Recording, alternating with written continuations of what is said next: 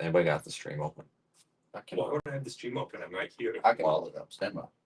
Okay, hold on. Okay, I have to screen share. Oh, got a fucking commercial. Stand by. Okay, does anybody in the chat know if we got sound? Okay, we have sound. Cool. So here's what we're looking at for the cone. This is the latest forecast advisory. Let me put the. Hey Vince, we got sound. Yeah. Hey, thanks, Aiden. Got sound. So we got. Whoa! Sound. I think I just crashed my web browser. Oh, there it is. So here's what we're looking at, guys. This is our storm with the cone. It's 40-mile-an-hour winds. So it's actually it's down 5 miles an hour. You see that? It's down 5 miles an hour. Oh. It was 45.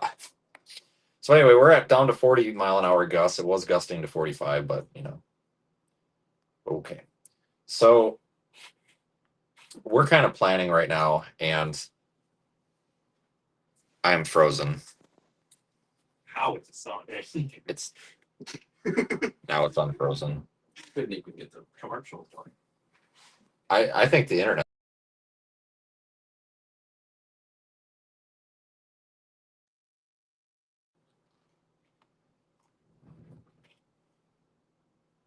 Okay, yeah, the internet's really bad here. Sorry. Okay, whatever. So the internet's terrible. We'll make do.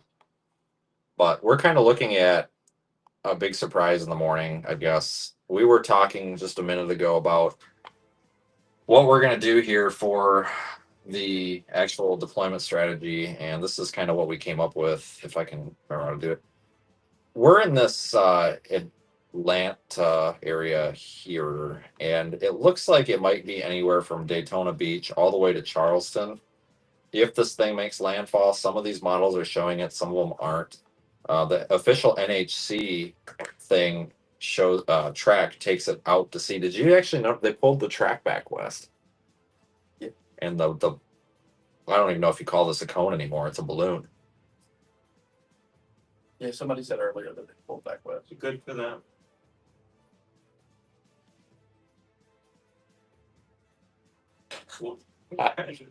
It does. Look at it. Turn it sideways. Tell me what that looks like to you. Fair enough. I mean, Tell me that's not. Okay, so this is a very interestingly drawn forecast cone. we need having to do the drawings. Yeah, it's more of a I'm not sure balloon, I guess. But anyway,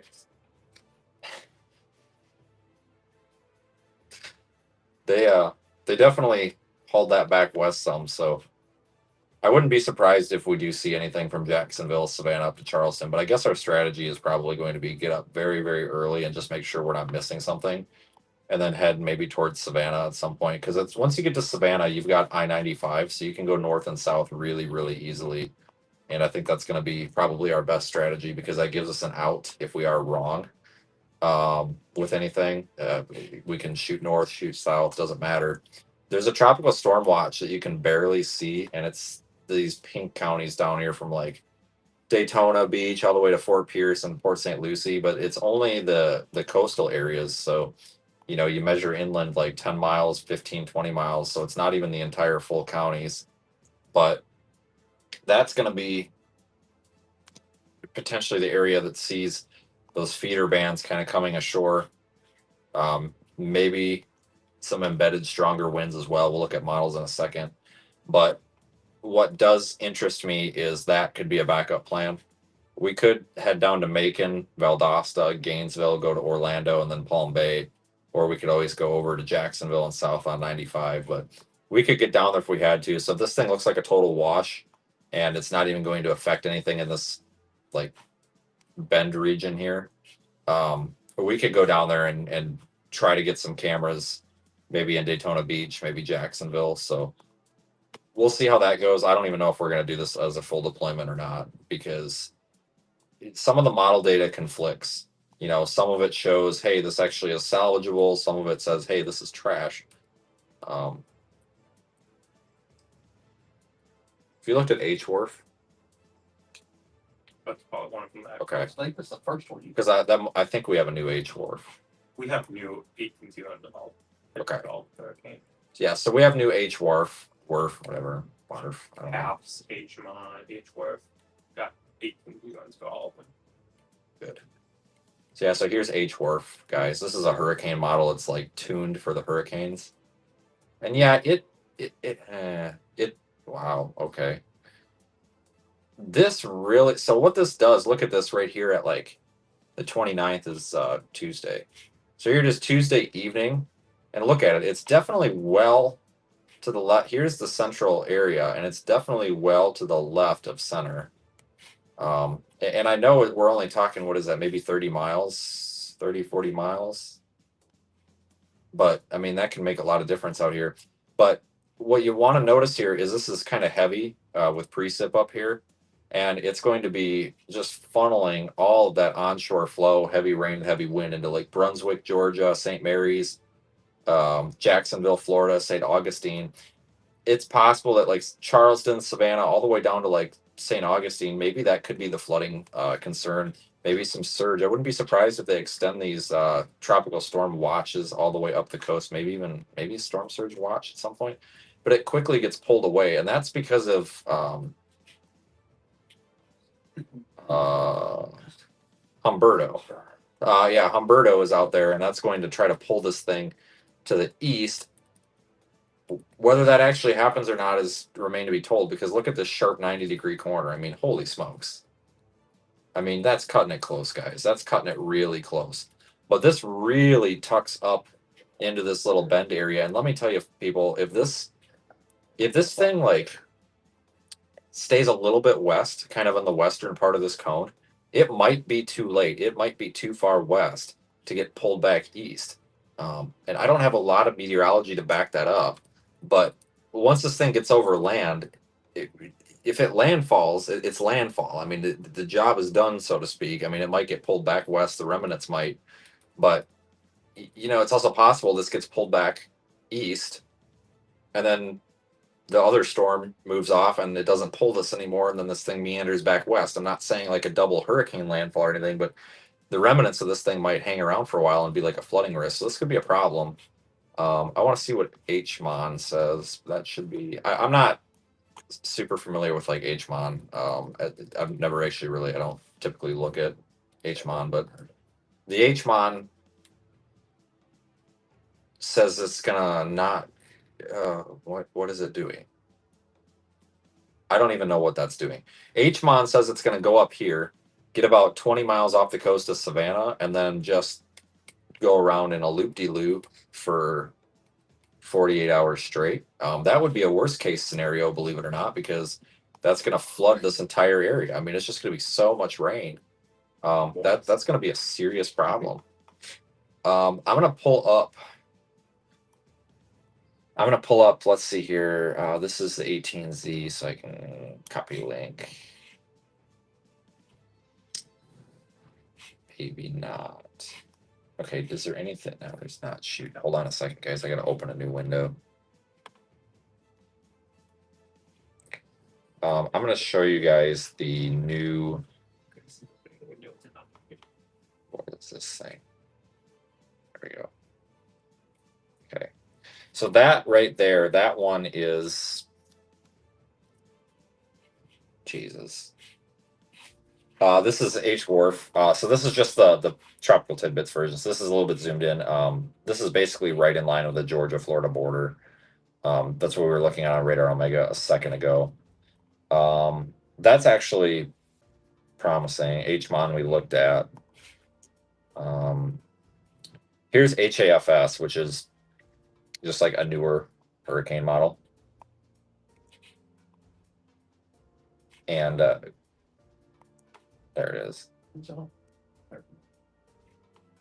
And so that's showing a 972 hurricane. So, I mean, that's respectable. That's a decent hurricane. And that's Tuesday afternoon. And, I mean, we're talking anywhere around that Georgia, Florida border, Savannah, Charleston, anywhere in there. I mean, this could be a potential issue, too, because we've got a lot of onshore flow In this scenario, we don't really want to target the southern part because this is all going to be offshore flow here, right where this Georgia and Florida line is. That's all going to be offshore, so that's all going to be pulling that any sort of surge off the coast, and also the winds aren't going to be as strong. We would want to, I mean, we would probably want to have some units deployed, and if this is the if this actually comes to fruition, we will have units deployed as far south as Jacksonville in this scenario, and as far northeast as past Charleston. But we would want to really focus like a micro scale deployment somewhere up here where these bands come ashore, because that's where we're going to have the most flooding, the most wind, the most surge, the most waves, that sort of thing. So that's the HAFS model. There is well, that's HAFS-A. Here's HAFS-B. I'm not entirely sure what the difference between A and B is. Just a different. It's the same model with different architecture, I guess, but it shows basically the same thing. Here's A, here's B. I mean, that's essentially the same storm with placement and everything. So the HAFS hurricane models are giving us confidence in some sort of, you know, problem in that area. I don't want to start saying, oh, this is a catastrophe waiting to happen, but I will tell you, people, this is a pretty significant problem if it actually comes to fruition in that way. That's it's going to be just a dumping of rain, an absolute dumping of rain, and there's not a whole lot that you can really do about this with this freshwater flooding. It's not really a storm surge concern. It's not even really a wind concern at that point. But I mean, that's a pretty significant amount of flooding that could be possible there. Let me bring open you guys the satellite. I'm just going to let the satellite loop out here because that's really all I wanted to show you guys for models. But it's really looking like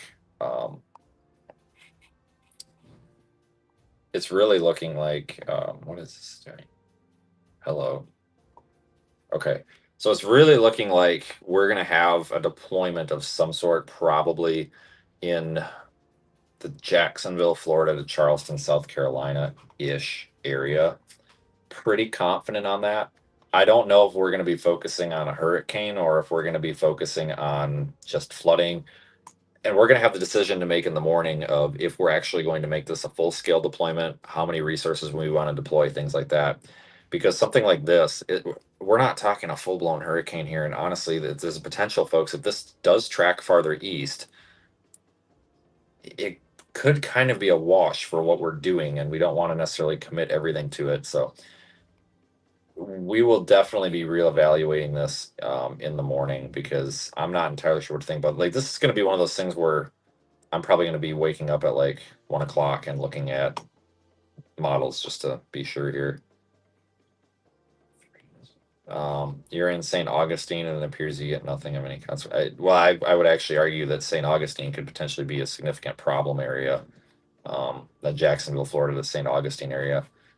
It's going to be very close, but I mean, you guys potentially could have a pretty significant issue there with flooding if it takes that path. But the important thing to remember too with this is, there's a lot of questions here. We don't necessarily know what this thing's going to do because the models were showing this is going to Charleston. There's no question about it.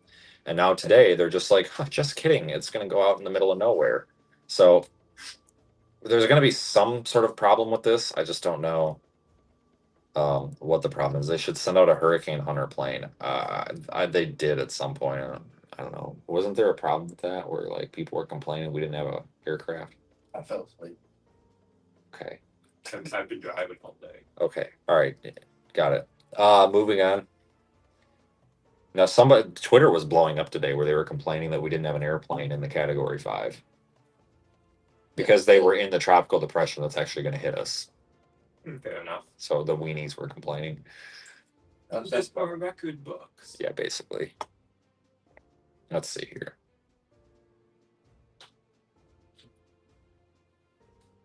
The track, honestly, compared to this morning, the models have been quite consistent with this. I do believe that this is the new official consensus with the models because they held all day. They held true all day. I really think that this is kind of what we expect. I think maybe everything else was kind of bait and slop, but I do think that they're a little bit overdone out to sea. I do think that we're going to have some pulling on this, as one would expect from something like this, but I don't think it's going to be. I just really don't know if it's going to be this sharp right turn like we're seeing. I'm very cautious with putting a lot of faith into that. So this is, yeah, the official cone. I wanted to show you this because it's got all of our warnings issued for areas that aren't part of the U.S. or part of our coverage zone. We've got tropical storm warnings for all of the Bahamas. And this thing's going to pass right over them. But the Bahamas, they're very small islands. I mean, it's really probably not going to do a whole lot to this. They're still forecasting that this be a tropical storm by tomorrow morning. It was supposed to be one by tonight. So I don't know. But the strength of the storm doesn't even really matter at this point, guys, because it really doesn't. It's going to dump rain anyway. And even with a storm or a hurricane or a depression, it doesn't take much to push a little bit of water into some of these coastal areas. So it's still it's still it's still going to be a problem. I don't know exactly what you said, but it sounded funny. Here's our probability of tropical storm force winds, 1 minute average. It'll be whatever. I mean, look at this, guys. The NHC even has the red zone here just over. I mean, obviously over the Bahamas, but I mean, we're encroaching with those 40 percentile, 50 percentiles, almost 60 percentiles right there on parts of Florida and Georgia and South Carolina. Like, they haven't fully ruled out tropical storm force wind possibility. Now, here's a good graphic, and I have a love-hate relationship with this, for a couple of reasons. I think it's usually not super accurate, but I think it's accurate enough to give you guys just an idea. Expecting tropical storm force winds, the earliest that they might arrive, possibly in southeast Florida tomorrow by 8 p.m., maybe up by Jacksonville, St. Augustine by Monday morning, and then Monday evening in the Charleston area. That's like the earliest reasonable. Now, the most likely is Monday at 8 a.m. for like Fort Lauderdale, Port St. Lucie, Fort Pierce.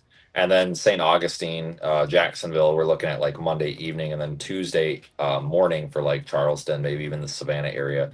So that's kind of what we're looking at there in terms of timing. Storm surge, I think this is an interactive map that's very slow to load. Like I said, we got terrible internet out here. What is going on?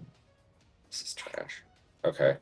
So there's not a lot on the storm surge map, but basically these like barrier beaches, obviously, that could be inundated with some storm surge, but we're not really looking at a big storm surge event here, I don't think. But when you combine that with the freshwater flooding from the rain, I mean, that could potentially be a problem with what we have here is our forecast for rainfall. I mean, if you look here, they're pretty conservative. This is probably going to, yeah, this was created earlier. This is going to get increased.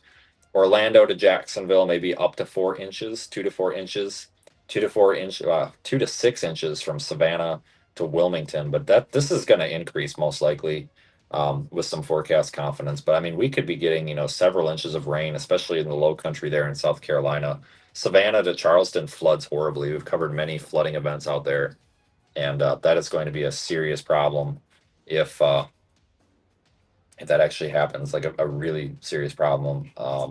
It doesn't take much to cause absolute chaos out there. I mean, Charleston's basically sits in a bowl for the most part. I'm going to try to put Radar Omega back up on screen here, and then if anybody's got questions, we'll go ahead and do the questions as well. But I've just been trying. I know these are really short, almost kind of boring live streams, but I've just been trying to do them to give you guys like an idea of what's going on, without any sort of having to sit here and constantly have updates and recorded videos and stuff. I just lost my Radar Omega. There it is. Let's see here. Clean Elwer. There it is. So this shows both of our storms. So this is Humberto out here. And the whole reason that future, what's the name? What name? Imelda. Imelda. Yeah, sure. Keep wanting to call it Dahlia. Close enough. Yeah, Imelda. Yeah, Imelda over here. This one, I, and then this one is H. So this one over here, the big one, as it curves, we're going to have Imelda coming up here, and it's going to be influenced, and it's going to pull it east.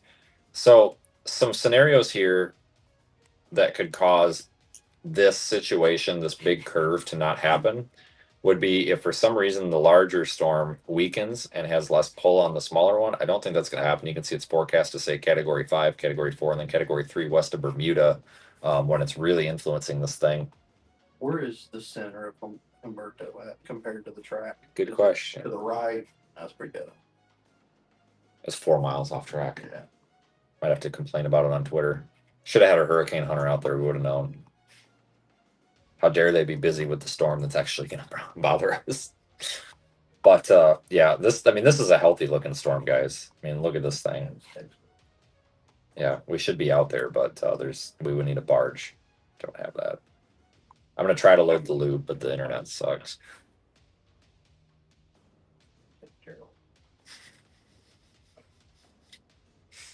Yeah.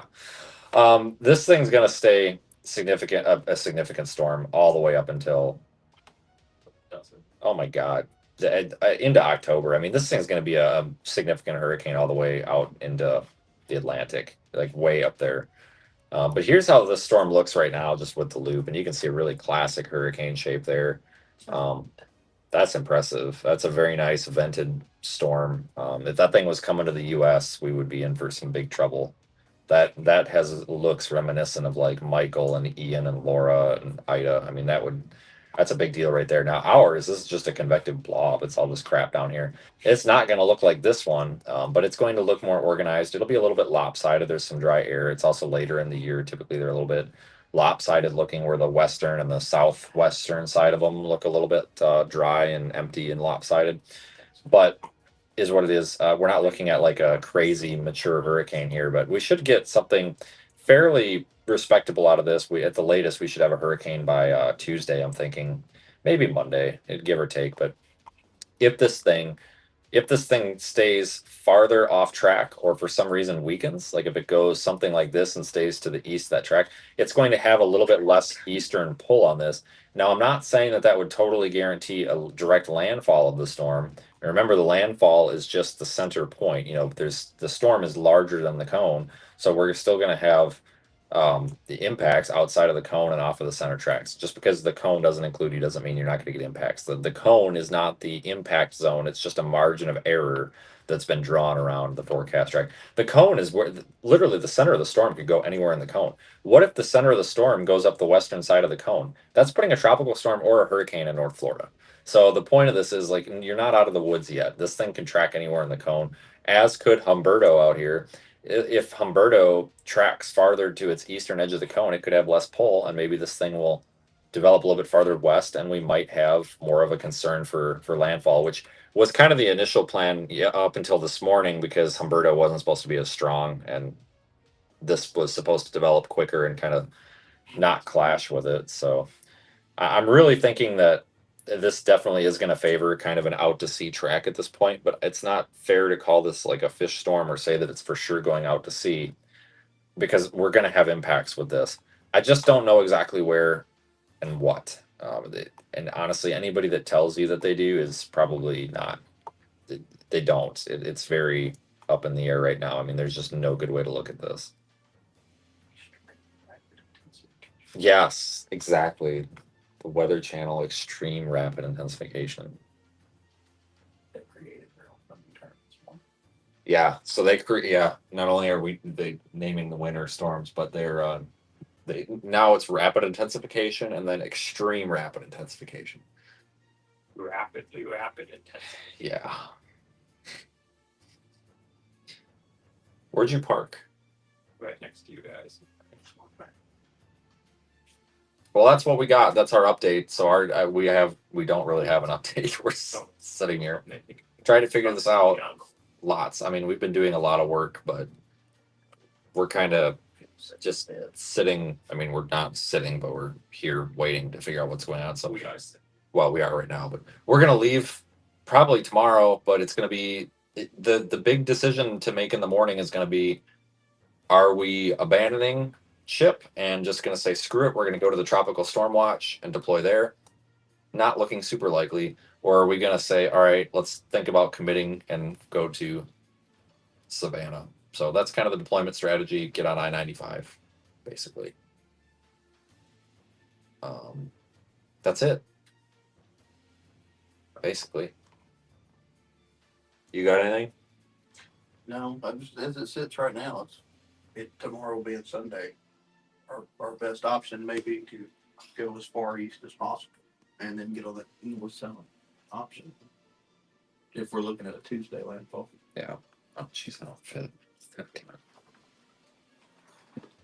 Oh, I don't have wheels. No, I got your wheel. But okay, well, that's what we're looking at. Aiden made it. Yeah, I made it. Everybody thank Aiden for getting out of bed and working. Yeah. Sorry, that sounded really bad. I didn't mean it like that. But you did something. yeah, why did you go through Knoxville? Because I was originally planning on just going straight to Charleston, and then things slowed way down, and I was like, well, screw it. Did you hear about the horse in Alabama with rabies? No. No, I didn't. Did you? Did it die? Well, at least it wasn't a $3,800 vet bill. Or an $80 vet bill, depending on what you're looking at. Well, it might have been. I don't know. I don't know anything about rabies. Rabies is recovered. No, I don't think so. I've never had it. So That, you know, that's kind of what we're looking at, guys. So we'll have a definitive answer in the morning, I guess. maybe. Do we have any like new information? No. Don't like it. Next full outlook's in like 2.5 hours. Yeah. All right, guys. I guess that's probably about it. Oh, we got the recon data. Is it useful? Probably not. It's on the campfire.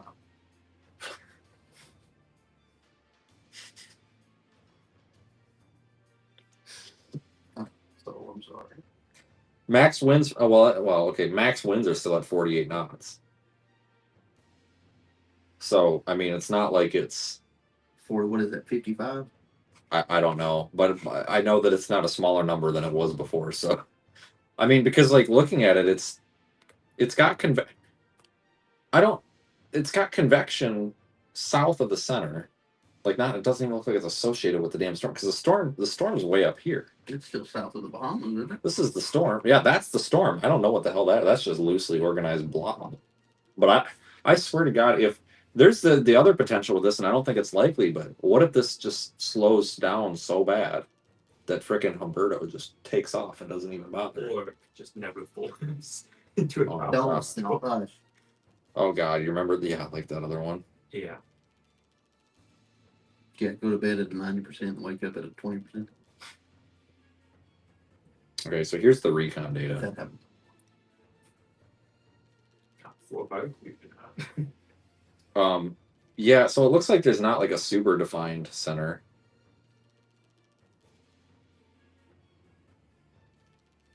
Yeah, so this is the David sent this. This is basically the radar off of the recon. I know it's hard to see, but and then it's this flight level. Well, roughly 2,500 to 3,000 feet. It's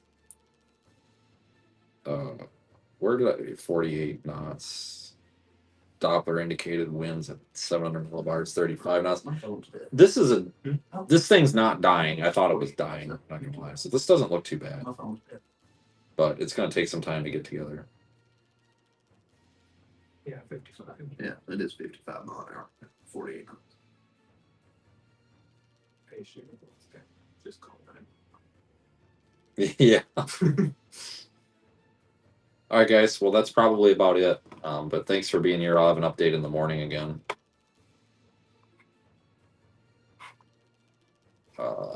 Just making sure I didn't miss anything.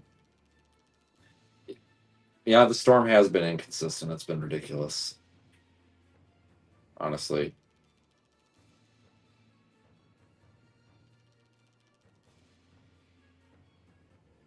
Oh yeah, this is not going to be a superstorm Sandy. No, I mean this is not. Even if it didn't have influence from Humberto, this thing would just go inland and just sit there and dump rain. Once it gets drunk and it's to go.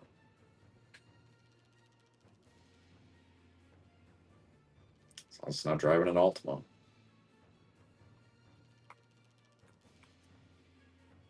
All right, thanks for watching, guys. That's all we got. We'll be back, and hopefully we'll know more in the morning. I'll put some stuff on Facebook, so will they. Their social media links are on the project or their website. You just got to scroll down. This fall, heel pain and sore arches won't stop. I'm so sick of this ad. Hand-stitched leather boots deliver less. That the shoe again. It's the damn old. It's the damn old people shoes. All right. Well, I'm going to tell them the story about another ad that I got that I can't talk about on stream. So, Oh God. Sweet. all right. Take care, guys. Thanks. See you later.